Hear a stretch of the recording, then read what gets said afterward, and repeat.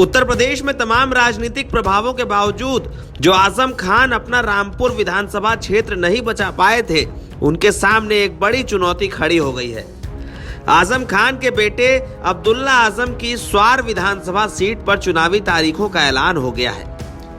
अब्दुल्ला आजम का इलाका इस बार बीजेपी के लिए खुला मैदान है। कारण नावेद मियां है। वो नावेद मियां जो एक जमाने में आजम खान के खासम खास हुआ करते थे, लेकिन स्वार विधानसभा सीट पर अपनी दावेदारी कर रहे हैं।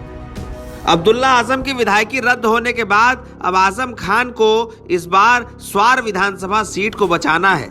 इस सीट पर 10 मई को वोटिंग होगी। इसी दिन कर्नाटक विधानसभा चुनाव की भी वोटिंग कराई जाएगी। स्वार के अलावा उत्तर प्रदेश में मिर्जापुर जिले की 96 सीट पर भी उपचुनाव होगा। इस सीट के विधायक राहुल प्रकाश कोल की बीते दिनों कैंसर से मौत हो गई थी, लेकिन प्रतिष्ठा की सीट बनी स्वार विधानसभा सीट पर आजम खान के लिए मैदान बहुत मुश्किल होने वाला है।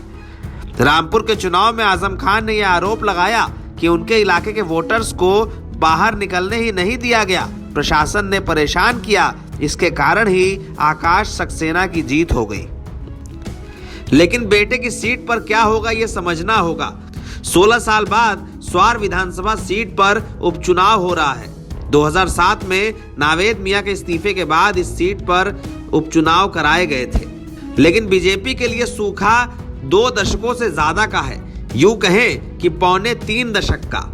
स्वार टांडा सीट से 27 साल पहले भाजपा को जीत मिली थी। 1996 में यहां पर शिव बहादुर सक्सेना नाम के बीजेपी उम्मीदवार की जीत हुई थी। 1996 में इस सीट पर बीजेपी के नेता शिव बहादुर सक्सेना को 59,477 वोटों के साथ जीत मिली थी। उन्होंने समाजवादी पार्टी के अब्दुल गफूर को हराया था, लेकिन इसके बाद से इस सीट पर सूखा पड़ा है। अब आजम खान इस सीट पर अपना परचम बरकरार रखना चाहते हैं। वही बीजेपी 27 साल का सूखा खत्म करने के लिए आशान्वित है। होगा क्या ये देखना दिलचस्प होगा, लेकिन 10 मई की तारीख को लेकर आजम खान के खेमे में हलचल जरूर है। NBT ऑनलाइन की रिपोर्ट।